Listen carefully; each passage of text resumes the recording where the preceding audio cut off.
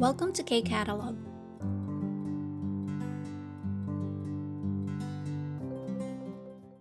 Level 3 Unit 8 Textbook, page 99. Nasa grammar part na tayo. First grammar natin is sadong il. So, meron siyang il dyan kasi yung second grammar natin is about sadong pa rin. So, ibig sabihin may dalawang klase ng sadong. So, ano ba kasi itong sadong na to? Ito yung ating active voice. So, if ma-remember nyo, meron tayong na-discuss na grammar before. And yun naman is yung passive voice. So, ito yung pidong. So, if maalala nyo si pidong, so ito yung passive voice. So, quick review tayo. Kailan natin ginagamit yung pidong or passive voice. So, ito yung mga situation kung saan dun sa statement mo, merong nabanggit na action, pero yung action na yon hindi yung subject yung gumagawa. So, yung action na yon ay na-receive lang ng subject as an effect. So, nagkaroon ng effect sa kanya yung action na nabanggit sa statement. Pero dito, sa sadong, so again, dalawang klase ng sadong yung meron tayo. Yung una, sadong il. So, isa-isahin natin, no? Sundan nyo kasi medyo nakakalito yung explanation ito. Ang hirap niyang i-explain. Pero we'll try our best para maintindihan siya. So, pagdating kay sadong, yung subject mo, so pwedeng ako, kunyari, lagyan natin dito, I, ako, or pwede ring another person. Okay, so ako yung subject, o kaya ibang tao yung subject, tapos merong gagawin na action. Okay, pero itong action na to, hindi sa subject mapupunta. So, ibig sabihin, ako yung gagawa or ibang tao yung gagawa ng action, pero para sa another person or animal yung ginagawa na action na yon. Okay? So, I hope nasundan nyo, no? Again, for sadong il, yung active voice natin, lagyan natin, active voice, passive voice. Okay, so again, no? Pag sadong il, yung subject, pwedeng ako o kaya yung ibang tao, tapos may gagawin na action. Yung action na yon, hindi yung subject mismo yung magre-receive. Kumbaga, ginagawa yung action na yon para sa ibang tao ulit or pwedeng animal din. So, ito yung nasa explanation natin. No? Sabi, 다른 사람이나 동물에게 어떤 행동을 하게 함을 나타낸다. Ako din, to be honest, nahihirapan ako paano ko siya i-explain ng maliwanag pa sa sikat ng araw. Pero sa mga ganitong situation, dito tayo magre-rely sa mga example. So, kay Iring muna tayo, sabi niya, 우리 아이는 채소를 잘 안 먹어서 걱정이에요. Sabi niya, yung anak ko hindi kumakain ng gulay kaya nagwo-worry ako. Okay, so hindi daw pala kain ng gulay yung anak ni Iring. So ngayon, yung kausap niya si Angela sumagot. 그래서 저는 채소로 볶음밥을 만들어서 아이한테 먹여요. Ano muna yung sagot ni Angela? Sabi niya, that's why ako, gumagawa ako ng vegetable fried rice at yun ang pinapakain ko sa anak ko. Okay, so dito, isa-isahin natin. Ang subject natin dito is si Angela. Okay, so si Angela, so pwede natin kunyari tayo si Angela, yan, I. Sabi ko kanina, no, yung subject pwedeng ako, pwedeng ibang tao. Tapos, ano yung action na ginagawa ni Angela? Yung mokta. Ito yung verb na nabanggit dyan, no? So, mokta, originally yung word niya mokta, pero dahil sadong nga siya, yung rule natin, no, for sadong. Parang same lang siya nung sa pidong, may idinadagdag tayo na another syllable. So, after madrop yung da dun sa verb, magdadagdag ng another syllable. So, example, mokta, dinagdag si i, naging mogida. Okay? So, dun sa pidong, si i, hi, ri, gi, yan yung mga dinadagdag. This time, kay sadong, may additional, no? Si u at saka si chu. Okay? So, balik tayo dito kay Angela, tapos yung action na sinabi, mokta. So, si mokta, naging mogida. Okay? That's why, naging mogyo. Kasi ito naka-present tense na lang siya, no? So, mogida, drop mo si da para maging present tense siya, magiging mogyoyo. Okay? So, mogyoyo. So, ito na yung verb natin, no? So, now, yung verb na to, dun ba sa subject mapupunta? Siya ba yung magbe-benefit niyan? So, siya yung doer, pero hindi para sa kanya. So, para kanino yung ginagawa niya na action na yun? Para dun sa bata, sa anak niya. Okay? Ai hante. So, check natin yung other example. Sabi ni Ga, 아기랑 같이 산책하러 갈까요? So, may question siya. Sabi niya, would you like to go for a walk with the baby? Gusto mo ba na maglakad-lakad kasama yung bata? So, sumagot ngayon yung kausap niya. Sabi ni Na, 네, 날씨가 좀 추우니까 옷을 따뜻하게 입히세요.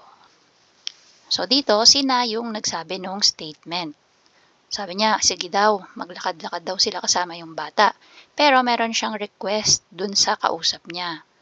Sabi niya, 날씨가 좀 추우니까 since medyo malamig yung weather, 옷을 따뜻하게. So, ibig sabihin, warm clothes daw. Ano ang gagawin dito sa warm clothes na to? So, sabi, 입히세요. So, dito, from the word 입다, to wear. Tapos, ang sadong form ng 입다 is 입히다. So, dito, no, yung 입다, drop mo si da, and then you have to add he. So, naging 입히. Tapos, since request siya or command, naka-seyo siya. Kaya siya naging 입히세요. So, ano ibig sabihin ng sagot niya na to? Sige, lakad daw sila sa labas kasama yung bata. Kaya lang, since medyo malamig yung panahon, pakisuutan daw yung bata ng warm clothes. So, ngayon, sino yung gagawa ng ating action? Sina ba? Hindi, no? Ibang tao pa. So, dito napapasok ngayon tong another person, no? Pagdating dun sa action na gagawin. So, dito, yung doer ng action natin is si Ga. Okay, tapos yung action na gagawin niya is yung isusuot nga daw yung damit. Okay, so yung pagsusuot ng damit na to, kay Ga ba mapupunta? Or siya ba yung magsusuot ng damit? Hindi, no? Susuotan niya yung bata. So, agi ege or agi hante. So, ibig sabihin, para dun sa bata, yung action na yon. Okay, so I hope na susundan nyo, no? Ito naman tayo sa pangatlong example. 겨울 코트 세탁은 세탁소에 맡기세요. So, 겨울 코트 세탁. So, 겨울 코트, yung winter coat. 세탁, ibig sabihin yung labahin. Okay, yung maruming winter coat. 세탁소에. 세탁소, ito naman yung lugar kung saan ginagawa nila yung dry cleaning. Okay, so dry cleaners. Pwede natin isipin yung mga dry cleaners, no? Yung gumagawa ng dry cleaning. So, dry cleaners, pero yung place yung sinasabi dyan, no? Yung lugar kung saan ginagawa yung dry cleaning. Tapos, matkiseyo. So, again, ito naka-command or request form na naman siya, kaya siya nakaseyo. Yung word or verb na ginamit dyan is matta. So, si matta, ang sadong form niya is matkida. Okay, so drop mo si da and add mo yung seyo, kaya siya naging matkiseyo. So, ano ba ibig sabihin nung matkida? So, this one means to leave, iiwan mo, or entrust.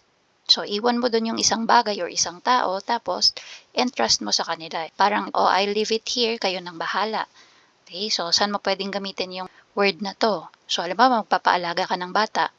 아이를 아이 센터에 맡겼어요. So, ano ibig sabihin nun? Yung bata, pinaalaga ko sa kid center. So, dun yung pwede mong gamitin yung matkida na word. So, dito naman sa statement natin dito, yung iniwan niya or entrust niya is yung maruming winter coat niya. So, kanino niya in-entrust? Dun nga sa mga nagda-dry cleaning. Then, yung last natin, 저는 아이를 자동차 뒷자리에 태워요. So, 저는 I, and then, 아이를 자동차 뒷자리에. So, yung bata daw po, dun sa 자동차 뒷자리, backseat ng sasakyan. 태워요. So, isasakay. 태워요, originally yung word dyan is yung tada, to ride.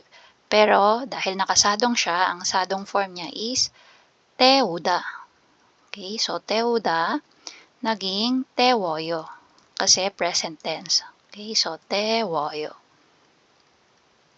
So, ano yung ibig sabihin yan? Isasakay. Okay? So, 저는, so kunyari ako to, no? Ako yung gagawa ng action, no? Pero hindi para sa akin, para dun sa bata. Kaya, ang sasabihin ko is, isasakay ko yung bata dun sa likod ng sasakyan. So, again, I hope na sundan niyo po siya. Pagdating sa rules, again, more on familiarization and getting used to it yung technique dito. So, ayan, ihirigi, uchu, yan yung usual na idinudugtong, no?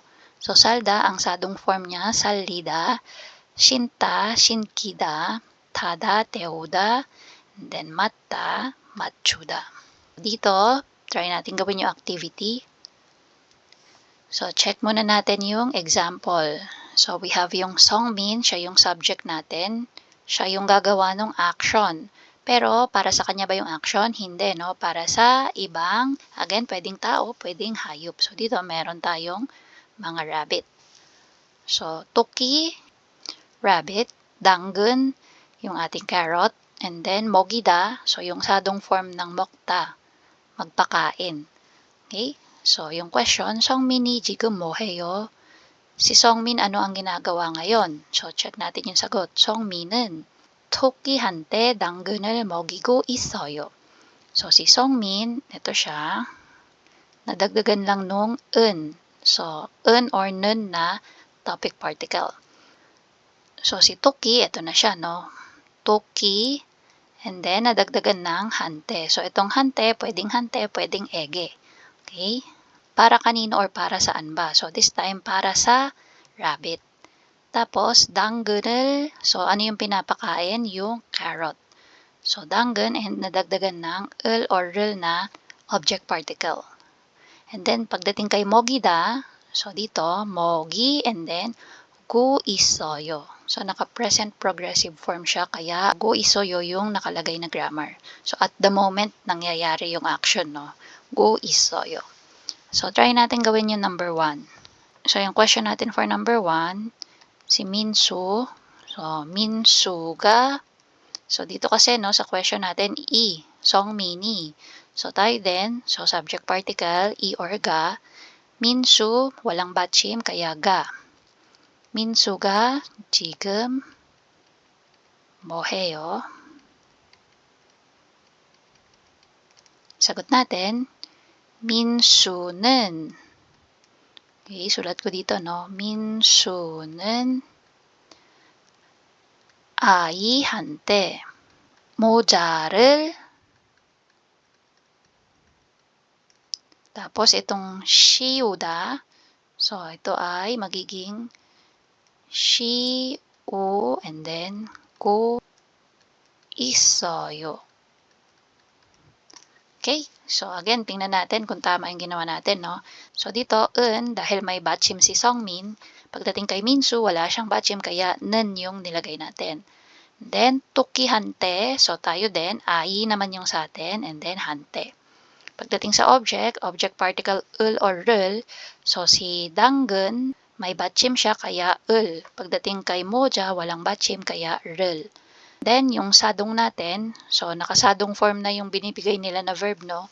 So, shiuda, so magiging si, and then uku,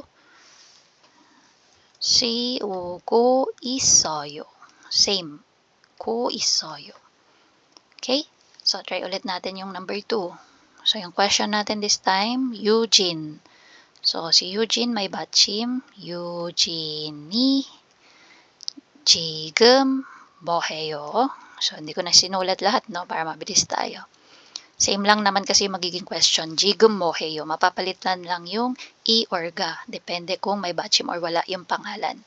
Pagdating sa sagot, so, un or nun yung idudugtong. So, Eugene'en. Dahil may batchim si Eugene, so, un. Eugene'en. And then, 엄마한테 종이 비행기를, so dahil walang batchim를, 날리다, so si 날리다 magiging 날리고 있어요. Okay? So, hindi ko na sinulat ng buo, no? Dinagdagan ko na lang ano yung mga idudugtong na particle. By the way, pagdating pala dito sa omahante, so dito, pwede din siyang omake. So, yung hante, honorific form niya is ke. Since yung action ay para kay mother, okay, so yung hante natin, pwede natin gawing ke.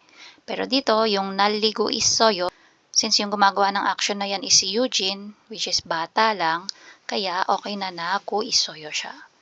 Pagdating dito sa number 3, yung ating subject naman is si Sonsengnim. So this one, honorific na tayo. So Sonsengnim keso. So yung honorific form ng i or ga, keso. Jigum.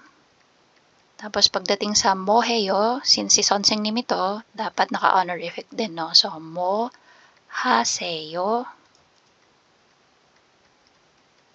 Yung sagot natin, instead na un or nun, so gagawin pa rin natin siyang honorific, 선생님께서는.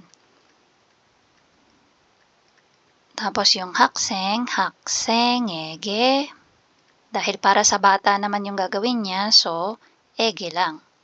And then 한국 책을, pagdating sa 읽히다, dahil si Sonsengnim yung gumagawa ng action, so dapat pag sinabi natin yung statement, naka-honorific. Yung 읽히다 magiging 읽히고, and then yung isoyo magiging 계세요. So ito yung honorific form ng isoyo, 계세요. Okay, so again yung sagot sa number 3, 선생님께서는 학생에게 한국어 책을 읽히고 계세요. So dito tayo sa activity number 2. 아이와 함께 공원에 나가려고 해요. So sabi, kasama daw yung bata ay nagpaplano sila na lumabas papunta sa park. 어떻게 준비할까요? Paano ang preparation na dapat na gawin? So si Jason, nagbigay siya ng mga bagay na pwedeng gamitin to prepare. So sagot ngayon ng kausap niya, example, 아이한테 따뜻한 옷을 입혀요. 그리고 신발을 신겨요. So, ginamit niya yung 옷. Okay, check na yan. So, naging 옷을 입혀요. At saka yung 신발. 신발을 신겨요. Okay, so anong sabi niya? Doon daw sa bata ay suotan ng warm clothes. Also, suotan din ng sapatos. Okay, so gamitin naman natin yung moja at saka yumocha. So, paano naman yan? 아이한테.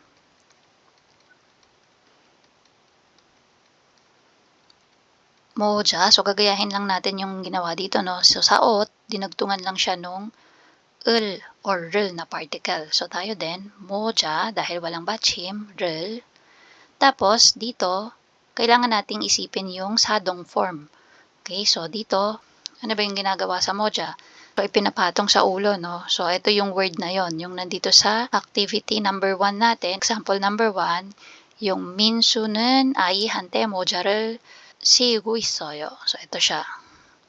So, gawin natin, 씌우, tapos gagawin lang natin siyang present form, nakaayo, oyo, heyo siya, no? So, magiging 씌워요. 그리고, tapos dito, 유모차. So, 유모차 is a stroller. So, ano ba yung usually ginagawa pag may stroller? Diba, isinasakay natin yung bata. So, dito dapat ang gagawin natin is 아이를, dahil siya yung isasakay natin. So, 아이를, saan isasakay? Sa stroller. 유모차에. Then, ano yung sadong form ng tada? 태우다. So, si 태우다, gagawin lang nating present form. So, 태워요. Ito yung sa second statement natin, 아이를 유모차에 태워요. So, parang ganito yan, no? Yung nasa example natin sa taas. Ito, yung 아이를 자동차 뒷자리에 태워요. Okay? So, tayo din, yung 아이를 yung nilagay natin na particle, tapos dun sa pagsasakyan sa kanya, yung dinugtong natin. So, dito, 유모차에. And then, sadong form ng tada, 태우다, tapos naka-present form lang, kaya 태워요. So, I hope you follow paano natin kinuha yung sagot. Then, 단어장, additional vocabulary. So, 토끼, again, rabbit. And then, 유모차, stroller. So, that's for sadong il. Okay? So, that's for sadong il. And that's it. If you find this video helpful, please hit the like, share, and subscribe button. So I still hope to see you in the upcoming videos, and again, thanks for watching.